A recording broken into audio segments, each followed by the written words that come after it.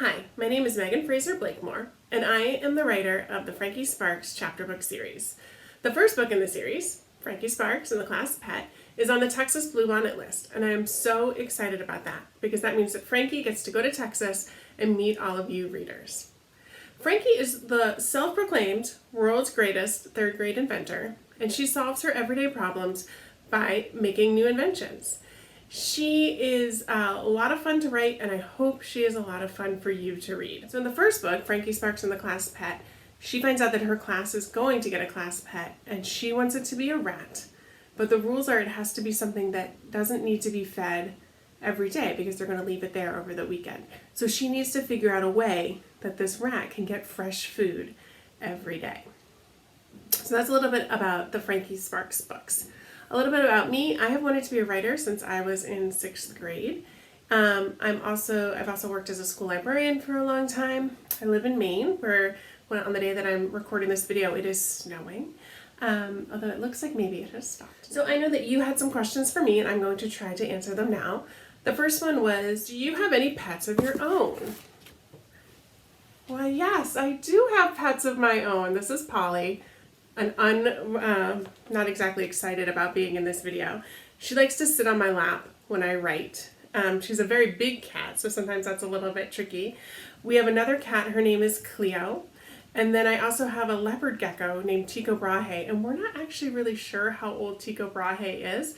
I inherited him from a science teacher I used to work with. So we think he's approaching 20 years old. He's very old for a leopard gecko. And actually in Frankie Sparks and the Class Pet, at first that's what I wanted her pet that she wanted to get to be, was the leopard gecko. But then I realized that they're actually really easy to take care of. So if you're looking for a pet, trying to convince your parents to get a pet, a leopard gecko might be a good choice. Right, the next question you had was if Frankie was based on a real person, and if so, who? And then another question was what inspired me to write these books, and I'm going to answer those together. So as I mentioned, I was a school librarian for a long time, and my last school was an elementary school, and part of our library was a makerspace. And it was one of my favorite things to watch kids in that space inventing and creating and designing and collaborating, and all of those pieces, the struggles and the triumphs. And I thought it was a great setting and a great idea for a book. So Frankie isn't inspired by any one child, but really by all of my students at Dyer Elementary School in South Portland, Maine. So the next question is, have you ever invented anything? And if so, what? So when I'm working on the Frankie Sparks books, I always try to invent what she invents.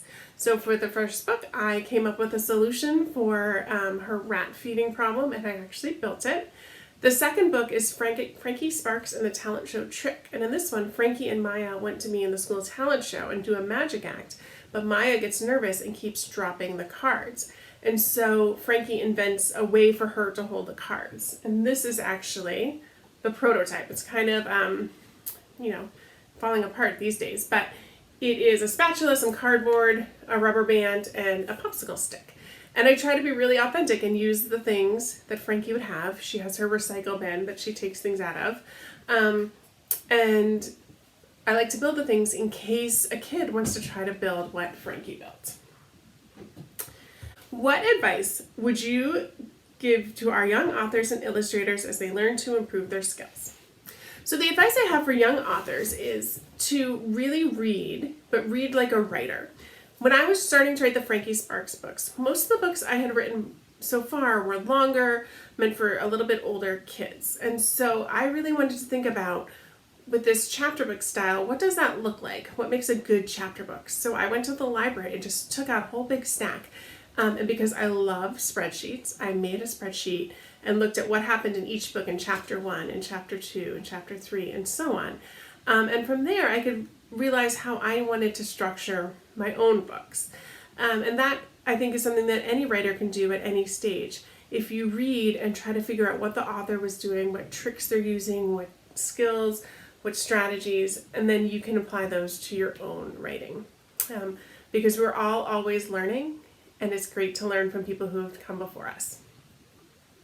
So again, I wanted to thank you all for reading Frankie Sparks, for including Frankie Sparks in the Class Pet on the Bluebonnet list.